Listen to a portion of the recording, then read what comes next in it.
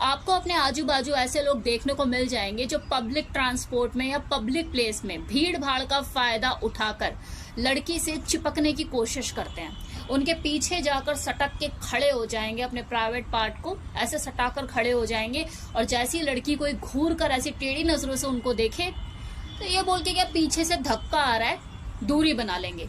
और जैसे उस लड़की का ध्यान इधर उधर हुआ फिर से उससे पीछे जाके चिपक जाएंगे।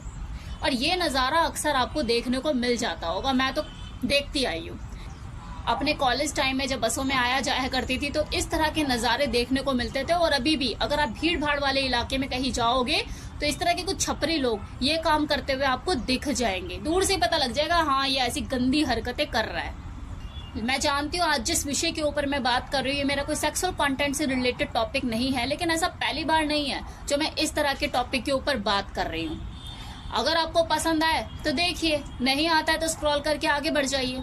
लेकिन मैं तो आज इसी टॉपिक के ऊपर बात करने वाली हूँ, क्योंकि अक्सर इसे लोग फैंटेसी से जोड़ देते हैं कि ये उसकी फैंटेसी होगी। अरे भाई, दुष्कर्म और फैंटेसी में जमीन आसमान का फर्क होता है।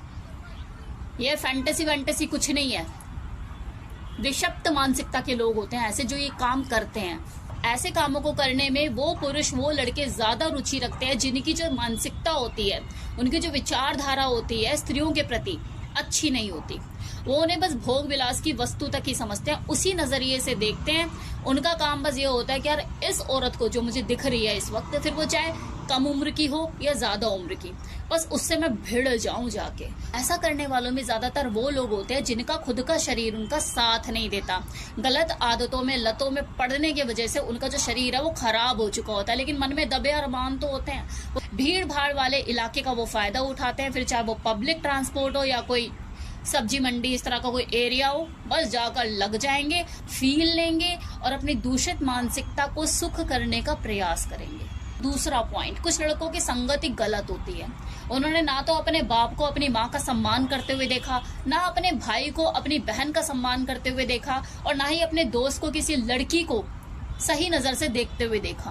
वो उन्हें हमेशा भोग विलास की वस्तु ही नजर आई है, तो जिसके वजह से उसके अंदर भी भेड़िया जाग जाता है और उसे अपनी इच्छाओं को पूरी करने का तरीका यही समझ में आता है। ऐसे लोग बीमार होते हैं, दिमाग से ही बीमार होते हैं। लेकिन सबकी बात नहीं कर रही, कुछ लोग ऐसे भी होते हैं जिनके ऊपर बुरी संगत का कोई असर नहीं पड़ता, बल्कि उन्हें सुधारने का काम करते हैं। लेकिन कुछ लोग बीमार लोगों के साथ रहते खुद भी बीमार हो जाते हैं और अपनी बीमारी के चलते अपने घर के बहू बेटियों के ऊपर भी गलत नजर रखते हैं। जो लड़कियां रेगुलर पब्लिक ट्रांसपोर्ट में ट्रेवल करती हैं, बसों में या मेट्रो में, वो जल्दी समझ जाती है, पहचान जाती है अनचाहे हाथों के झुकने और मुड़ने के जो तरीके होते हैं, इसलिए वो उनसे 5 फुट की दूरी बना लेती है। लेकिन वो 5 फुट की दूरी बनाने से पहले वो 5 बार खराब भी तो हुई होगी ना। सोचो उसे कैसा महसूस हुआ होगा जब किसी ने उसे अनचाहे तरीके से टच किया होगा, छुआ होगा, कैसा लगा होगा उसे।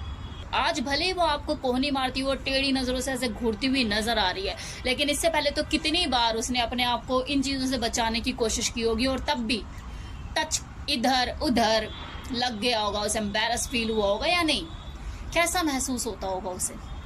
मुझे नहीं लगता कि कोई लड़की आज तक अपनी लाइफ में इस तरह के अनचाहे टच से कभी बची हो, बच ही नहीं सकती जी। हर कोई लड़की इतनी लक्की नहीं होती कि किसी सेलिब्रिटी के घर में पैदा हुई है।